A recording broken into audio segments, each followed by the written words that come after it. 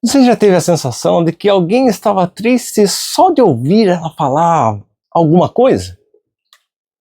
O oi fica diferente, a pausa fica diferente, o tom de voz fica diferente. E mesmo que a pessoa diga que está tudo bem, você sente. Não está tudo bem. E eu sou o Edwin Junk, o investigador de comportamento humano nos clássicos e na vida. Afinal, os clássicos falam mais da gente do que a gente pode imaginar. E hoje nós vamos investigar uma das coisas que fazemos automaticamente e por isso, muitas vezes, nem percebemos. Como identificar a emoção de alguém só pela sua voz. E eu vou te mostrar por que o tom revela mais do que frases inteiras. Como pessoas carismáticas criam climas para se comunicarem. E por que algumas mudanças aparecem primeiro na forma de falar. E para passar isso a limpo, nós vamos usar o capítulo 23 de Dom Casmurro. Bora passar a limpo? Bentinho finalmente toma coragem para falar com José Dias e marcarem um encontro para conversar sobre a história do seminário. O pequeno Bento consegue finalmente romper um padrão. Ele sempre hesitava, contornava, evitava confrontar as pessoas. Mas chega um momento na vida em que você tem que tomar uma atitude. E aquilo que está preso na garganta precisa sair de alguma forma. E ele conseguiu. Palmas para o Bentinho. E o interessante foi a percepção que ele teve. Ele disse, preciso falar-lhe amanhã, sem falta. Escolha lugar e diga-me. Ele sentiu que não ficou tão imperativo e conseguiu evitar algumas coisas que ele entendia importantes. Não interrogar, não pedir, não hesitar. Ele percebeu que o próprio tom mudou. A energia mudou, só pelo jeito dele falar.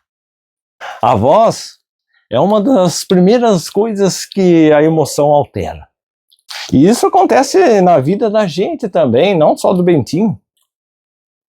O áudio de WhatsApp, na ligação curta demais, no oi seco, na respiração pesada, na pausa estranha e até na aceleração da fala. Muitas vezes dá a impressão de que a gente sente o que é dito antes mesmo de prestar atenção no que é falado. E é por isso que é importante estar presente para entender as nossas emoções. Isso evitaria muitos problemas. Quando o homem pergunta para a mulher, tá tudo bem? Tá. Rapaz, você tem que estar pronto para identificar a emoção contida na resposta. Tá. Seco e baixo, assim, significa que não tá nada bem. Tá?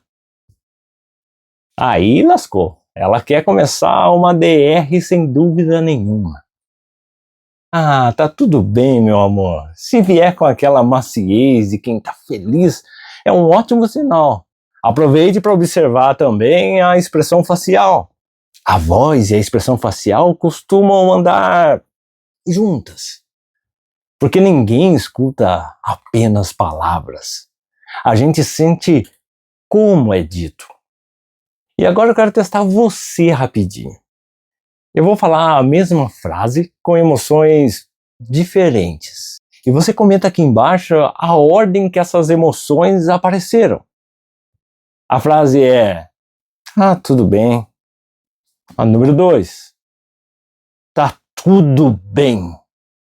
A número 3, tá tudo bem. E a número 4, tá tudo bem. E comenta aqui, qual foi a ordem que você percebeu? Porque depois desse vídeo você nunca vai ouvir um tudo bem do mesmo jeito. O ser humano ouve emoção. Deve ser por isso que mensagem de texto cria tanto mal entendido. porque falta tom. Eu sei, a gente costuma colocar o emoji para compensar, mas não é a mesma coisa. Ouvir o tom muda tudo. A mesma frase pode acolher, humilhar, ameaçar, seduzir, ou mesmo afastar, dependendo do ritmo, da pausa, da intensidade, da energia. Tem tá bom, que parece carinho, e tem tá bom, que parece divórcio. E José Dias entendia uma coisa muito bem. Comunicação não é só informação, é experiência sensorial. Bentinho praticamente descreve José Dias como alguém que dramatiza tudo, que sabe criar um climão, intensifica imagens, faz emoções respirarem. Bentinho diz que José Dias contava histórias de Walter Scott para Dona Glória e Prima Justina. E os castelos pareciam maiores, os lagos mais profundos e as estrelas mais brilhantes. Olha que genial! José Dias não apenas lia, ele trazia emoção. E sinceramente, hoje a internet inteira funciona assim, se é que você me entende.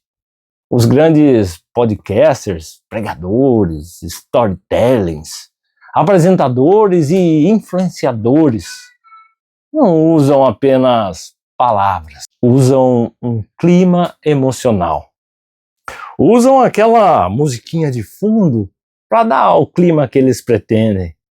Tem gente que fala e tem gente que cria o clima perfeito. Aliás, se você conhece alguém que saca de emoções, assim que ouve alguém falar alguma coisa, manda esse vídeo para ela. Porque essa pessoa deve estar só de zóio faz tempo. E você já viu alguém tímido que finalmente começa a falar? Parece ser o caso de Bentinho nesse capítulo. Ele ainda não virou alguém totalmente seguro, mas algo mudou na sua comunicação. O silêncio ficou insuportável. E isso acontece com a gente também. Tem gente que passa meses, anos, relacionamentos inteiros engolindo raiva, medo, desconforto, vontades e até opinião. Até que um dia o jeito de falar muda. Não porque perdeu o medo completamente, mas porque continuar calado começou a doer mais do que se expor. E nesse capítulo toca também num assunto bem delicado. Dona Glória ama Bentinho, e isso não resta dúvida. Mas o excesso de proteção cria um efeito. Ele pode crescer emocionalmente inseguro. Ela não deixou ele ir para as compras com José Dias pelo fato de estar muito sol. Só permitiu que fossem de ônibus. Oh, coisinha de mãe! E você já deve ter visto isso por aí. Pais que resolvem tudo. Evitam o sofrimento, protegem excessivamente, acabam criando adultos que têm medo do mundo. A intenção a gente sabe, é o amor, a proteção, mas às vezes o resultado é a insegurança. O excesso de proteção de Dona Glória pode ter gerado um Bentinho hesitante. Mas o que Machado nos mostra no clímax desse capítulo é que a nossa voz muda antes da nossa coragem.